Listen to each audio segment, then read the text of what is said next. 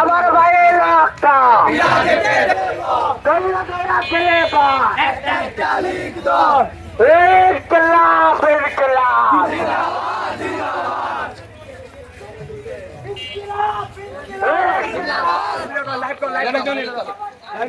রাজপথ কাঁপছে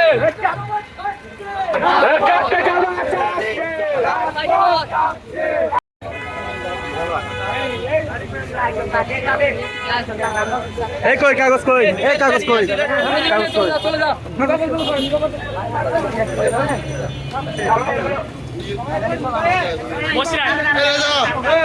সবাই এগুলো